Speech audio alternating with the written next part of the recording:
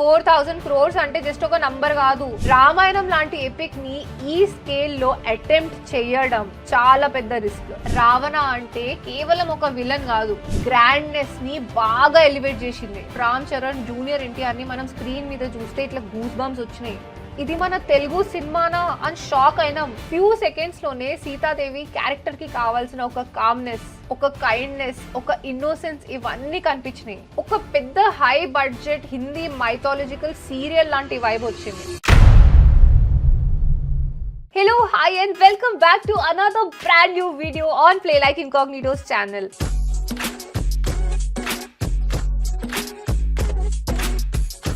అక్క ఏంటి back to back మళ్ళీ వచ్చేసింది అని అనుకుంటున్నారా?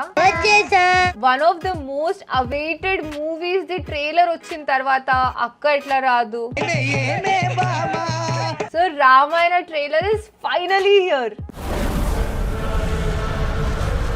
అందుకే నేను వచ్చేసిన 2 days బ్యాక్ ట్రైలర్ వచ్చింది. ట్రైలర్ రాగానే నేను చూసిన, హిందీలో చూసిన, తెలుగులో కూడా చూసిన. అండ్ నా ఫీలింగ్ ఏంటో చూసిన తర్వాత నా రివ్యూ ఏంటో నేను మీ అందరితో షేర్ చేయబోతున్నా. సో తొందరగా వెళ్ళి కామెంట్ చేయండి, లైక్ కొట్టండి. దాని తర్వాత వీడియోలోకి మళ్ళీ రండి. Let's dive right into the video. Okay, so first thing first, ఈ సినిమా గురించి ఇండియా మొత్తం వెయిట్ చేసింది. రిపోర్ట్స్ ప్రకారం బడ్జెట్ వచ్చేసి 4,000 crores ఉంటుందని అంటున్నారు. 4,000 crores అంటే జస్ట్ ఒక నంబర్ కాదు, ఇండియన్ సినిమా హిస్టరీలో one of the biggest investments లో వస్తుంది. ఆ నంబర్ వింటేనే ఆడియన్స్ ఎక్స్పెక్టేషన్స్ ఎక్కడికో వెళ్ళిపోతుంది. కానీ నేను మాత్రం ట్రైలర్ ని నార్మల్ సినిమా ట్రైలర్ లాగా చూడలేదు, 4,000 crores సినిమాటిక్ ఎక్స్పీరియన్స్ లాగా చూసిన. మన తెలుగు ఆడియన్స్ కి ఎస్పెషల్లీ ఎక్స్పెక్టేషన్స్ ఇంకొంచెం ఎక్కువ ఉంటాయి. ఎందుకంటే మన కళ్ళు రాజమౌళి సార్ సెట్ చేసిన స్టాండర్డ్స్ కి అలవాటు అయిపోయింది. బాహుబలి, RRR, సలార్, కల్కి ఇవన్నీ మన బెంచ్ మార్క్ ని చాలా పెంచేసినాయి. ఇప్పుడు ఎవరైనా ఇంత పెద్ద బడ్జెట్ మూవీ అంటే మన కంపారిజన్ ఆల్రెడీ ఇలాంటి సినిమాల దగ్గరనే పోతాయి. అది తప్పేం కాదు, ఆడియన్స్ ఎక్స్పెక్టేషన్స్ న్యాచురల్ గా అట్లుంటాయి. బాహుబలి ట్రైలర్ చూసినప్పుడు మన ఫస్ట్ రియాక్షన్ ఏంటి? ఇది మన తెలుగు సినిమానా అని షాక్ అయినాం. RRR ట్రైలర్ లో రామ్ చరణ్ జూనియర్ ఎన్టీఆర్ ని మనం స్క్రీన్ మీద చూస్తే ఇట్లా గూస్ బంప్స్ వచ్చినాయి. కల్కి టీజర్ లో ప్రభాస్ రివీల్ అయినప్పుడు లార్జర్ దెన్ లైఫ్ అన్న ఫీలింగ్ వచ్చింది. సలార్ టీజర్ లో ప్రభాస్ ఒక్క డైలాగ్ కూడా చెప్పలేదు, కానీ ఆ స్క్రీన్ ప్రెజెన్స్ సరిపోయింది ఆ పెద్ద హైప్ క్రియేట్ చేయడానికి. రామాయణ ట్రైలర్ లో మాత్రం నాకు ఆ ఫస్ట్ ఇంపాక్ట్ కొంచెం మిస్సింగ్ అనిపించింది. ఈ ట్రైలర్ ని నేను హిందీలో ఫస్ట్ చూసిన, దాని తర్వాత తెలుగులో కూడా చూసిన.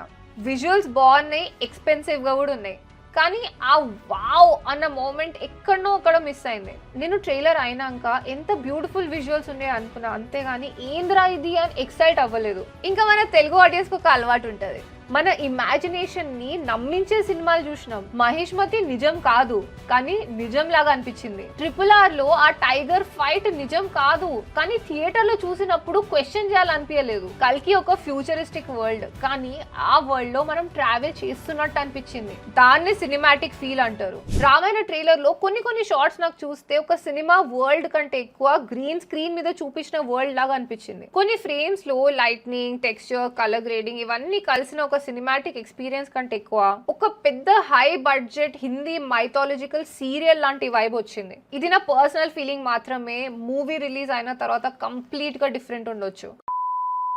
ఇంకో పాయింట్ ఏంటంటే, మైథాలజీ అంటే సస్పెన్స్ ఉండదు. రామాయణ స్టోరీ ఇండియాలో ఆల్మోస్ట్ ప్రతి ఫ్యామిలీకి, ప్రతి ఇంట్లో తెలుసు.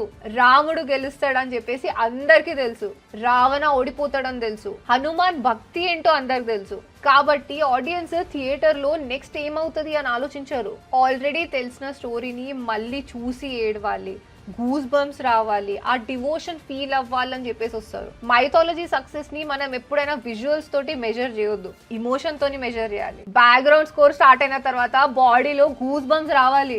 రాముడు స్క్రీన్ మీద నడుస్తుంటే ఒక రెస్పెక్ట్ ఫీల్ అవ్వాలి, సీతని చూస్తే ఒక కరుణ కనిపించాలి, రావణుడిని చూస్తే ఒక పవర్, ఆరోగెన్స్, డేంజర్ అవన్నీ కనిపించాలి. ట్రైలర్ లో ఆ ఎమోషనల్ పంచ్ ఇంకొంచెం ఎక్కువ అయితే వేరే లెవెల్ ఫీలింగ్ ఉంటుండే అని నాకు అనిపిస్తుంది. One thing that I cannot miss is the background score. ఈ ట్రైలర్ కి బ్యాక్గ్రౌండ్ స్కోర్ అనేది చాలా పెద్ద స్ట్రెంగ్త్ అని అనిపించింది.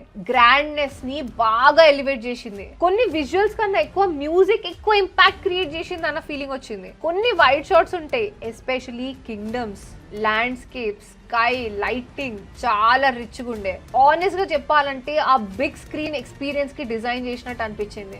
కాకపోతే విఎఫ్ఎక్స్ గురించి ఎర్లియర్ టీజర్స్ వచ్చినాయి కదా, దాంతో కంపేర్ చేస్తే వాళ్ళు ఆడియన్స్ ఫీడ్బ్యాక్ తీసుకున్నారు అని అనిపించింది. ట్రైలర్ లో విఎఫ్ఎక్స్ క్వాలిటీ బాగా ఇంప్రూవ్ అయినట్టు అనిపించింది. క్యారెక్టర్ కాస్ట్యూమ్స్ చాలా ఎలిగెంట్ గా ఉన్నాయి. ఓవర్ డిజైన్ కాకుండా చాలా ఎలిగెంట్, మైథాలజికల్, బాగా రాయల్ ఫీల్ ఇచ్చింది. నాకు బాగా నచ్చిన ఇంకో పాయింట్ ఏంటంటే ట్రైలర్ లో అన్నెసెసరీ కమర్షియల్ ఎలివేషన్స్ లేవు. మాస్ డైలాగ్స్, కామెడీ ట్రాక్స్ ఇవన్నీ ఏం పెట్టలేదు. ఎపిక్ ని ఎపిక్ లాగానే ట్రీట్ చేసినారు. ట్రైలర్ లో నన్ను ఇమీడియట్ గా కన్విన్స్ చేసిన 2 కాస్టింగ్స్ ఉన్నాయి. First Sai Pallavi. Few seconds లోనే సీతాదేవి క్యారెక్టర్ కి కావాల్సిన ఒక కామ్నెస్, ఒక కైండ్నెస్, ఒక ఇన్నోసెన్స్ ఇవన్నీ కనిపించినాయి. ఆమె యాక్టింగ్ స్టైల్ అలా ఉంది కాబట్టి పర్ఫెక్ట్ చాయిస్ అనిపించింది. సెకండ్ యష్.